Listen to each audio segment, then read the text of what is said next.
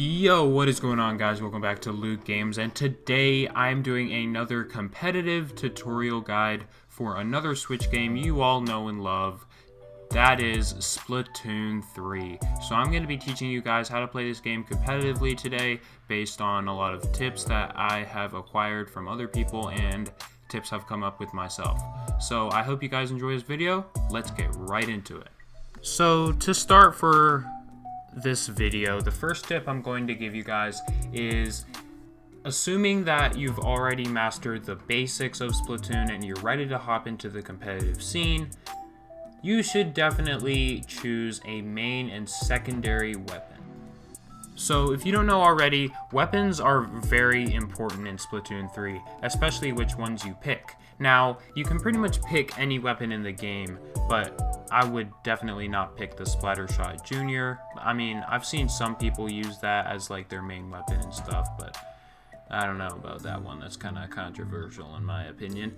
But for your main weapon, you are going to want to choose something that fits your style and fits the position you want to play, which we will talk about later. But for a main weapon, for example, I picked the Splatana Stamper as my main weapon. I use it most. And my secondary weapon is the Splash-O-Matic, which is a gun weapon, and it's pretty good. The Splatana Stamper, though, is my main weapon, and then the Splash-O-Matic is my secondary. So I picked these weapons because the Splatana Stamper has an aggressive playstyle, and it's very good at getting kills. Not so much. It's like okay at painting if you're doing the turf war. But yeah, I can do that pretty well. But it's very good in the competitive anarchy battle scene and in the competitive scene as well. It's probably one of the better weapons in the game, and it just suits me. So I liked it, and I've used it. It has a charge function, and it also has, you can just mash the ZR button and it'll spray paint. And yeah, so this is just a really good weapon for me. I really like it. And for the secondary, the Splash-O-Matic, I really like this one. Same reasons as the Splatana Stamper. So yeah.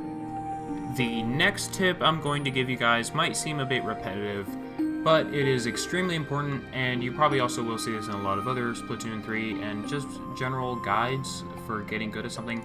You need to practice, guys. Like, you're not going to get good at anything if you don't practice, and when it comes to Splatoon 3, you just need to really know your weapon and just start practicing with it, just feeling good with it, feeling confident, and you just getting good with your weapon. That's all I've really got to say for the second tip. Just really practice and know your weapon and your style. The third tip I'm going to give you guys is that you definitely need to know what job you serve on your competitive team. So what do I mean by that?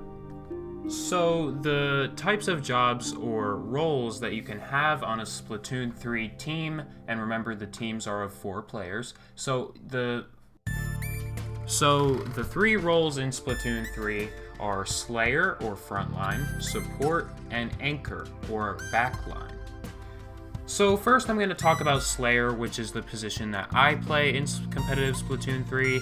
So basically, Slayer or Frontline, as you would think, is you are the one doing a lot of the attacking and the killing and the delaying of the other team. So you're doing a lot of the splatting and the attacking and all of that stuff. And your weapons are generally really good at just getting kills.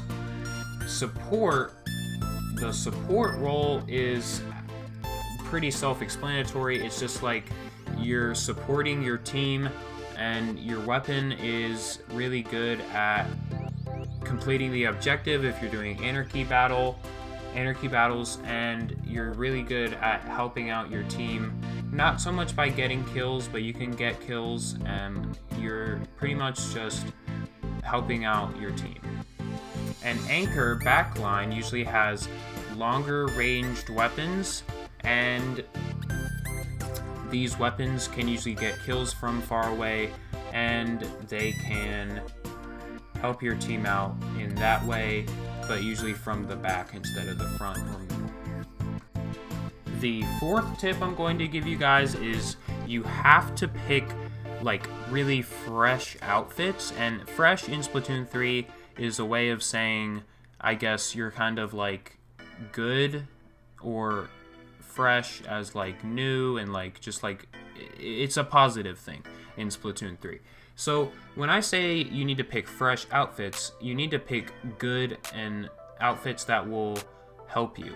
And in Splatoon 3, your outfits actually do help you a lot, because as you use them more, they unlock abilities, if in case you didn't notice, and these abilities can give you like swim speed up and all sorts of other things. I don't know what the other really abilities are, but I know swim speed up is a big one, and there's all sorts of other ones that you can use and get and unlock, and there is a link in the description I'm going to give you guys that will help you guys pick out fresh outfits. And the fifth tip I'm going to give you guys is to find a competitive team once you are ready and start getting yourself out there. So the last link in or not the last link, but the other links in the description I'm going to give you are Discord servers you can join that are very important to finding a team, and pretty much the best thing, or the most important thing you need to do in Splatoon, because you can't do it without it, is finding a competitive team to play with. So there is a Discord server that you can hook yourself into, and you can find teams, and you can submit requests and see people who are looking for teams, and yeah, and there's lots of other information there, so I'll let you guys go do that.